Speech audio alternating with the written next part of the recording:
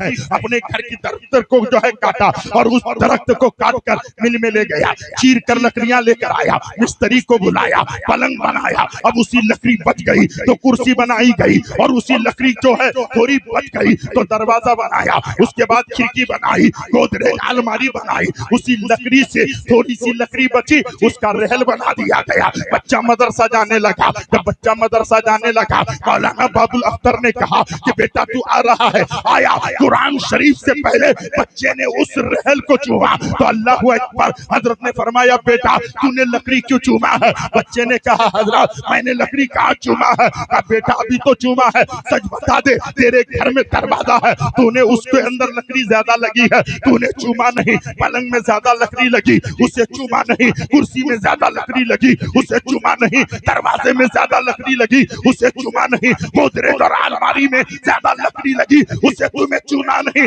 اس کو کیوں چوم رہے ہو؟ بچے نے کہا حضرت میں لکڑی نہیں چومتا ہوں, جس لکڑی کو قرآن سے نسبت ہو جاتی ہے اس لکڑی کو چوما بھی جاتا ہے. آنکھوں سے لگا.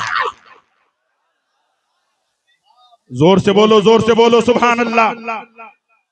میں نے کہا یہ دارجلنگ قریب ہے. حضرت توجہ, دارجلنگ میں جا کر کسی نے پتھر کو چوما کبھی دیکھا چچا؟ نہیں. اسلام پور کے کنارے میں راستے میں بڑے بڑے پتھر ہیں, کسی نے چوما؟ آپ کہو گے نہیں. میں نے کہا چل یہاں سے چلتے ہیں اجمیر شریف. اجمیر شریف میں تارا گڑھ پہاڑ میں چڑھتے رہے اور وہاں بڑا بڑا پتھر دیکھا, کسی نے چوما؟ کہا نہیں, لیکن ایک آدمی یہاں سے حج کے لیے جا رہا ہے, 4 لاکھ روپے خرچ کر کے جیسے ہی مکہ پہنچا ہے, مکے میں جا کر کے ان حاجی کو میں نے دیکھا, ایک پتھر ہے جس کو حجر اسود کہتے ہیں, اس کو چوما. میں نے ہاتھ پکڑا, میں نے کہا 4 لاکھ خرچ کر کے آئے ہو, یہاں پتھر چوم رہے ہو. تمہیں پتھر چومنا تھا تو اسلام پور میں چوم لیتے, دارجلنگ میں چوم لیتے, انا ساگر کے اوپر کے پتھر کو چوم لیتے, تارا گڑھ پہاڑ کے پتھر چوم لیتے.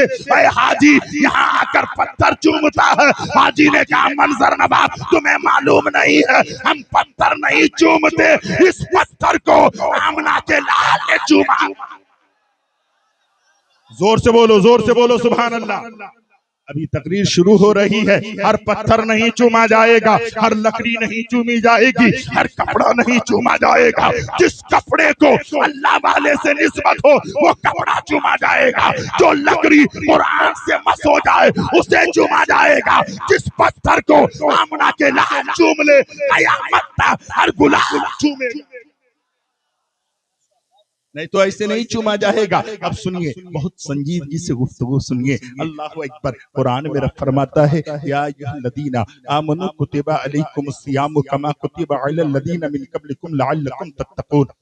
اے ایمان والو تم پر روزے فرض کیے گئے. بے ایمانوں سے نہیں کہا, کافروں سے نہیں کہا, ایمان والو تم سے کہا گیا.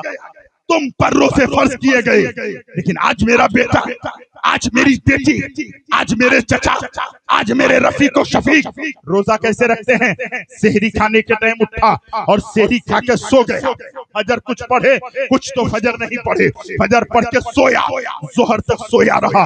اٹھا, جا کر کے کہیں بیٹھا, 4-5 لوگ بیٹھ کر کے باتیں کرنے لگے اور بات کرتے کرتے عصر گزر گئی. اور پھر اس کے بعد بیٹھے تو دیکھنے لگے بار بار ٹائم 5:40 ہوگا تو ہم جائیں گے, افطاری کریں گے. میں آپ سے پوچھنا چاہتا ہوں, بھوکے رہنے کا نام روزہ ہے, پیاسے رہنے کا نام روزہ ہے, دن بھر ان چیزوں کو روک کے رکھنے کا نام روزہ نہیں ہے. ارے روزہ جب ہوتا ہے تو تیری آنکھ بھی روزہ رکھتی ہے, تیری زبان بھی روزہ رکھتی ہے, تیرا ہاتھ بھی روزہ رکھتا ہے, تیرا پیر بھی روزہ رکھتا ہے, تیرا سارا وجود روزہ رکھتا ہے.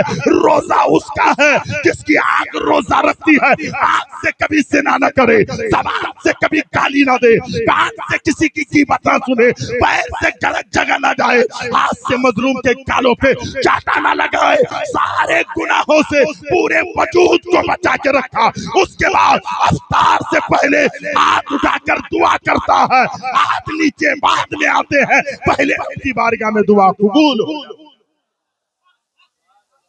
سرکار کی حدیث ہے, من ساما رمضان ایمانا و احتسابا غفر له ما تقدم من ذنبه. اللہ اکبر. جو انسان ایمان کی حالت میں ثواب کی نیت سے رمضان المبارک کے ایک روزے رکھتا ہے, میرا مولا اس کے پچھلے سارے گناہوں کو معاف فرما دے.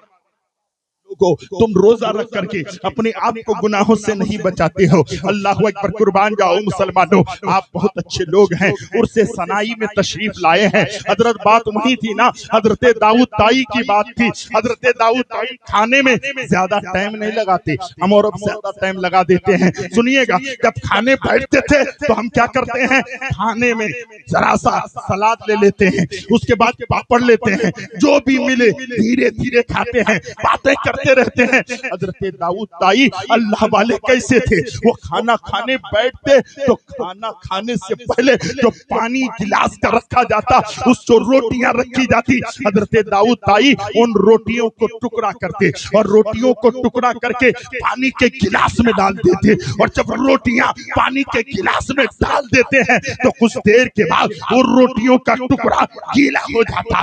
اس کے بعد حضرت داؤد طائی اٹھاتے اور پانی جیسے پیتے ہیں روٹی کے ٹکڑے کو اسی طریقے سے پی لیتے ہیں. اور جب روٹی کے ٹکڑے کو پیتے ہیں, خدا کی قسم کسی نے کہا سرکار کھانے کا طریقہ تو یہ نہیں ہے, کھانے کا طریقہ یہ ہے روٹی کو توڑا جائے, سالن میں ڈبایا جائے, نیوالا بنایا جائے, منہ کے قریب لے جایا جائے, کھایا جائے. اس طریقے سے کھانا کھایا جاتا ہے. آپ کھاتے نہیں ہیں, پانی میں ڈال دیتے ہیں اور پانی کے ساتھ روٹی کو کھا لیتے ہیں. حضرت نے فرمایا چاہے کوئی بھی چیز کھاؤ, پیٹ کے اندر جانے کے بعد وہ تو فضلہ بنتا ہے, پیٹ کے اندر جانے کے بعد سارا غذا ایک جگہ مکس ہو جاتا ہے. بات کیسی ہے, ایسے کھاؤ یا ویسے کھاؤ؟ فرماتے ہیں حضور ایسے کھانے کا کیا مطلب ہے؟ حضرت داؤد طائی کہتے ہیں لوگوں جب میں اس طرح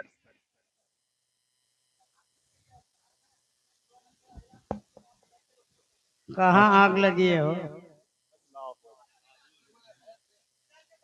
جی جہاں آگ لگی ہے آپ وہاں جائیں اور الحمدللہ. لیکن مجمع سے کوئی نہیں جائے گا, کوئی نہیں جائیے بھیا, مجمع سے کوئی نہیں جائے گا, والنٹیئر لوگ جائیں آگ بجھا دیں.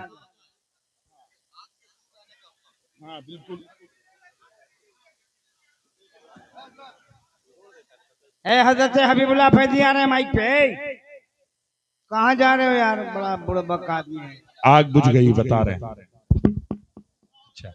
آگ بجھ گئی ہے ماشاءاللہ. آپ لوگ بیٹھیے, بس رضا کران کمیٹی وہاں پہنچ چکی ہے. انشاءاللہ آگ بجھ چکی ہے, آپ لوگ آ جائیے, بیٹھ جائیے. ابھی مولانا حبیب اللہ فیضی صاحب بس آپ ہی کے سامنے تشریف لا رہے ہیں. کوئی بات تھوڑی نہیں. دیر کے لیے بیٹھے بھائی, بہت بہترین تقریر ہو رہی ہے ماشاءاللہ, بہت بہترین تقریر ہو رہی ہے. آپ لوگ اپنے مقدر کو چمکائیے, تشریف رکھیے. حضرات اٹھے نہیں نوجوان بچے, اٹھے نہیں. حضرات بس درود پاک جی جی سنائیں. بجھ گئی بجھ گئی. سیدنا آپ مولانا دل پہ لگاؤ, ادھر نہیں. صلو علیہ الصلوۃ والسلام علیکہ یا رسول اللہ صلی اللہ تعالی علیہ وسلم. اعلی حضرت فرماتے ہیں اے عشق تیرے صدقے چلنے سے چھٹے سستے, جو آگ بجھا دے گی وہ آگ لگائی ہے. ایسی محبت رسول کا آگ اپنے سینے میں لگا لے کہ جہنم میں بھی ڈالا جائے تو جہنم کی آگ بجھتی ہوئی نظر آئے. جنت میں کون جائے گا؟ تو شاعر کہتا ہے جنت میں غریب نہ, جنت میں غریب نہ دھنبان جائے گا. الحمدللہ. دیکھیں حضرات ہمارے شمس بول رہے تھے کہ تسلسل جو ہے وہ توڑ دیا گیا. کوئی بات نہیں, تقریر جمانے کے لیے نہیں ہونی چاہیے, قوم کی اصلاح کے لیے ہونی چاہیے. میرے بھائی ایک بات بتا دے, جتنے میرے بچے میرے بھائی نعرہ لگاتے ہیں, میرے بابو اگر نعرہ لگانے سے پہلے نعرہ لگائیے بہت اچھی بات ہے, لیکن سچ بتائیے اتنے لوگ ہیں آپ میں سے کتنے لوگوں کو وضو کا طریقہ معلوم ہے, غسل کا طریقہ معلوم ہے, تیمم کا طریقہ معلوم ہے؟ کتنے لوگ نمازی ہیں؟ ایمانداری سے ایک بار صرف ہاتھ اٹھا کر کہیں کہ ہم اللہ والے کی بارگاہ میں محبت سے آئے ہیں.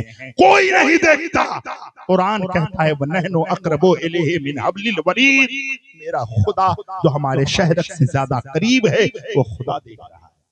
ایک بار ہاتھ اٹھا کے کہیں انشاءاللہ ہم نماز پڑھیں گے, پڑھیں گے نا انشاءاللہ؟ بولیے انشاءاللہ. ہم روزہ بھی رکھیں گے, بولیے انشاءاللہ. میرے بچے، میرے بھائی، میرے چچا، میرے رفیق، میں سب سے زیادہ گنہگار ہوں. میں آپ سے عریضہ پیش کر سکتا ہوں.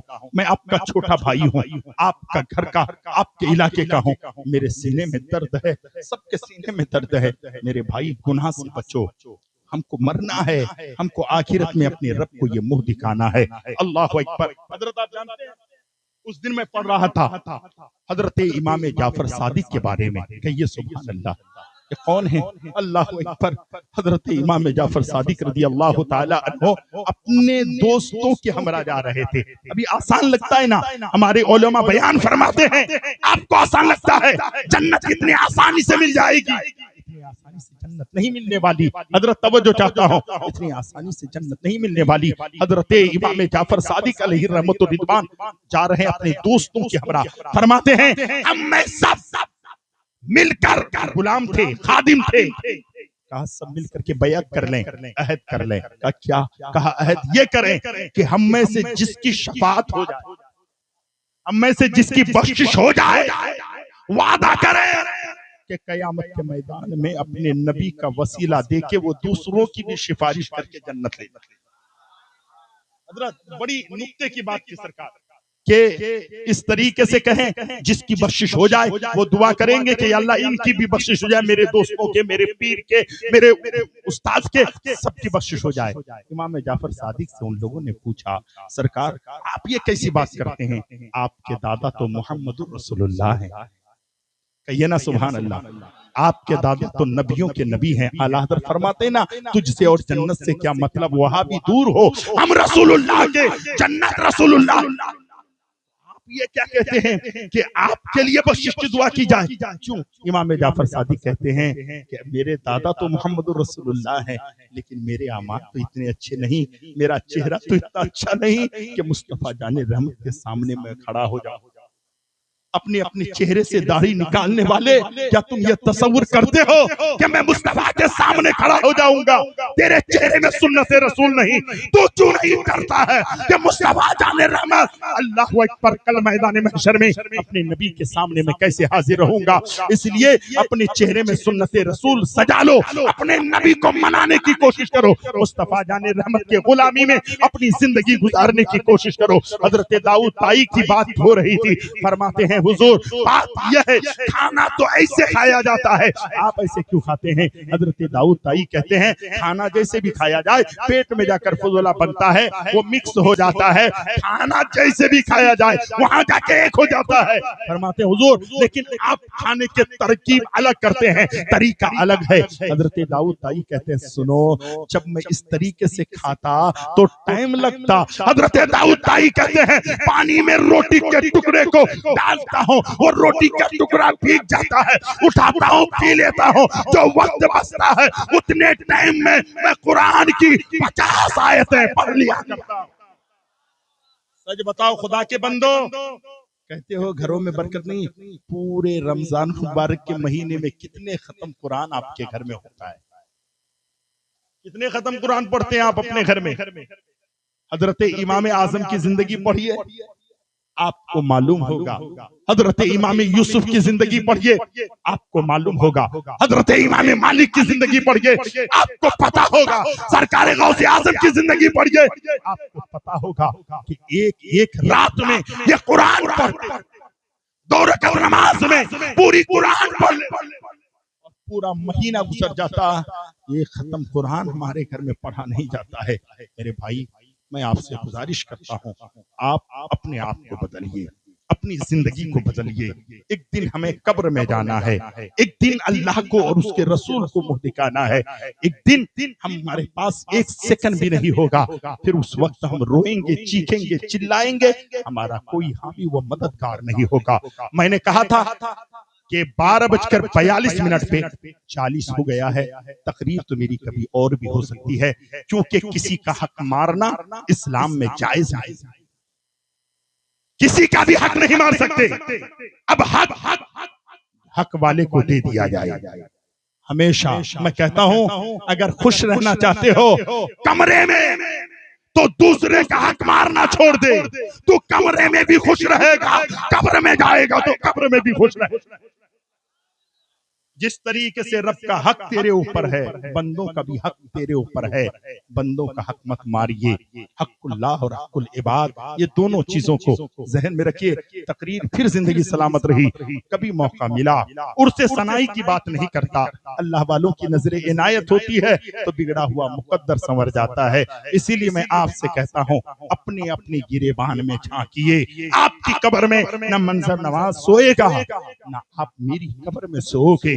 कब्र में जाओगे, कीड़े मकोड़ों के घर में जाओगे, सांप बिच्छू के घर में जाओगे, ऐसी जगह जाओगे जिस जगह के बारे में खुदा की कसम उस्माने गनी चलते हैं और कहीं गड्ढा देखते हैं, उस्माने गनी की आंखों से आंसू सावन भादों की तरफ बरसता है।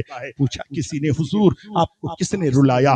फरमाते हैं, जब मैं किसी मिट्टी को जमीन से उठी हुई देखता हूँ, गड्ढा देखता हूँ, तो मुझे कब्र की याद आ जाती है। मेरे भाई, जिसको मेरे नबी ने दुनिया में जन्नत की बशारत दी थी, सिर्फ मिट्टी थोड़ी सी हट जाए, थोड़ा सा गड्ढा देखे, उस्माने गनी की आंखों से आंसू आ जाए, आपका सीना खौफ खुदा से क्यों नहीं लरजता? आप क्यों नहीं कांपते? आपका दिल क्यों नहीं रोता है? किसी और को मनाने का चक्कर छोड़ दे, मेरा बेटा मान ले, मेरी बहू मान ले, मेरे रिश्तेदार मान ले, मेरा खानदान, मेरा कबीला, मेरा कुंबा मान ले, नहीं यार, इनको राजी करने के चक्कर में रहोगे, नमाज छूटेगी, इबादत छूटेगी, बंदगी छूटेगी। इसीलिए सबको राजी करना छोड़ दे, एक रब को राजी करने के लिए तैयार हो जा। एक रब को राजी करना बहुत आसान है, और जब रब मिल जाएगा तो खुदा की सारी खुदाई तुम्हें मिलेगी। अल्लाह वालों की शान यह है, ये सबको राजी करते नहीं थे, सिर्फ एक रब को राजी करते थे। और जिस दिन खुदा राजी हो गया, सारी खुदाई उसकी बारगाह में आने लगती है। रमजानुल मुबारक का महीना है, फिर मौका मिला, जिंदगी सलामत रही, गुफ्तगू होगी। मेरे बोलने में, आपके सुनने में कोई किस्म की गलती हो, सब मिलकर तौबा करें। और ये तौबा आज हजरत तौबा कैसे करते मालूम है? अस्तगफिरुल्लाह रब्बी, मतलब मुंह से कर देते हैं। और बहुत सारे तौबा तौबा तौबा का माना समझते हैं। तौबा इस तरीके से करें कि दिल की अता गहराइयों से ये कह दें कि अगर मैंने दुनिया में जितनी गुनाह पहले की है, आज सच्चे दिल से तौबा करता हूँ, आज के बाद उस गुनाह के करीब नहीं जाऊंगा। मेरे मुस्तफा फरमाते हैं, अत्ताइबु मिन ज़म्बि कमन ला ज़म्बा लहू। आका फरमाते हैं, जब इंसान सच्चे दिल से तौबा करता है, मेरे भाई जानते हैं, दुनिया की हर अदालत, हजरत तवज्जो, दुनिया की हर अदालत, जब मुजरिम कहता है मैंने गुनाह किया है, मैंने ज़िना किया है, मैंने किसी को कत्ल किया है, तो उस अदालत वाले उसके हाथों में हथकड़ियां, पैरों में बेड़ियां देके सलाखों के अंदर बंद कर देता है। ऐ खुदा के बंदो, ऐ मुस्तफा के गुलामों, लेकिन जब कोई इंसान सच्चे दिल से तौबा करता है, मेरे मुस्तफा फरमाते हैं, अल्लाह रब्बुल इज्जत फिर उसको सजा नहीं देता है। गुनाहों से तौबा करने वाला ऐसा होता है, मेरा रब उसे ऐसा फरमाता है जैसे अभी माँ के पेट से पैदा हुआ हो। खुदा के बंदो, दिल से तौबा करो, पढ़ो अस्तगफिरुल्लाह रब्बी मिन कुल्ली ज़म्बिन व अतूबु इलैह। इस्लाम जिंदाबाद, इस्लाम पाइंदाबाद।